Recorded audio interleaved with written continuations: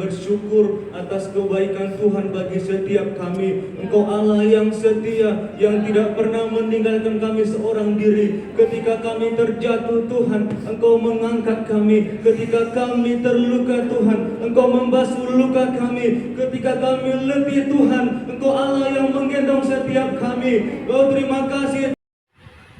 Shalom saudara yang terkasih di dalam Tuhan. Kiranya kita semua dalam keadaan baik dan sehat-sehat saja.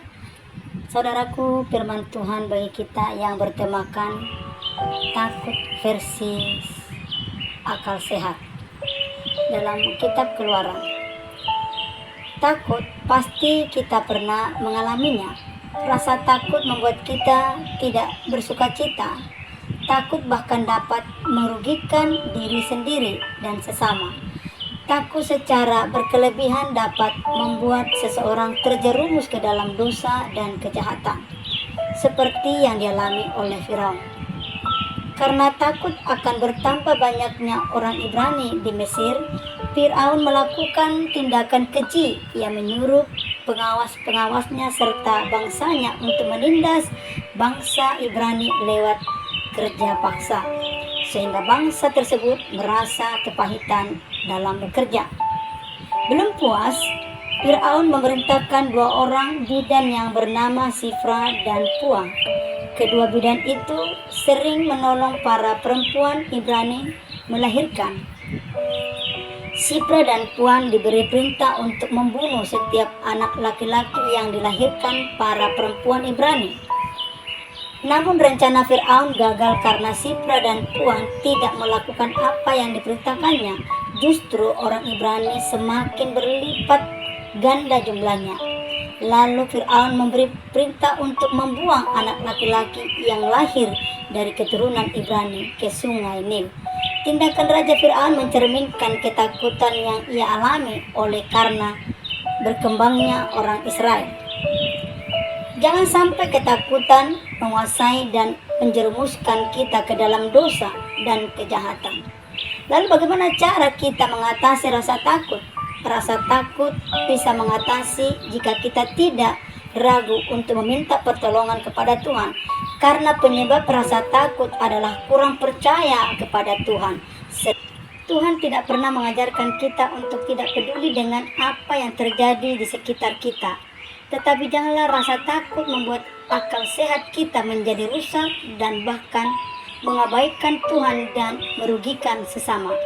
Percayalah kepada Tuhan dan janganlah bersandar pada pengertian kita sendiri. Yakinkanlah bahwa Tuhan memampukan kita mengatasi rasa takut dan melakukan hal yang benar. Sebagaimana Sifra dan Puan berani melakukan hal yang benar di mata Allah, kiranya kita pun berani hidup seturut kehendak Tuhan. Saudaraku yang terkasih dalam Tuhan, seringkali kita memiliki rasa takut ketika diperhadapkan dengan situasi sehingga kita tidak lagi memandang kebenaran dan pengharapan kepada Tuhan. Seringkali kita mengambil keputusan untuk mencari zona aman untuk kehidupan kita. Kita adalah orang-orang yang seringkali munafik dan tidak menghargai kasih anugerah Tuhan dalam hidup kita. Menurut kita, keputusan kita itu benar, tetapi sesungguhnya di hadapan Allah itu adalah keputusan yang salah. Oleh sebab itulah, mari kita belajar kedua wanita ini berani mengambil keputusan untuk tidak mentaati perintah Raja Fir'aun. Sebaliknya, dia mengerti akan kehendak Tuhan dan perlindungan Tuhan bagi mereka, sehingga mereka berani bertindak melakukan apa yang Tuhan hendaki bagi kedua perempuan ini. Mari kita belajar dan belajar, karena kita tidak ada yang sempurna, tetapi kalau kita belajar terus menerus berpadanan kepada firman Tuhan, maka saya percaya roh Tuhan akan memampukan, roh Tuhan akan mencakapkan kita untuk berdiri di atas kebenaran, karena roh Tuhan ada pada kita untuk menjadi saksi Kristus, dan kita adalah orang-orang yang melakukan kehendak Bapa di surga. Saudaraku yang terkasih dalam Tuhan, demikian pemaparan firman Tuhan bagi kita. Kiranya kita takut ya dengan akal sehat kita, bukan keinginan kita, bukan perasaan kita, tetapi kita takut karena versi akal sehat kita. Tuhan Yesus memberkati. Sampai jumpa di konten berikutnya. Shalom.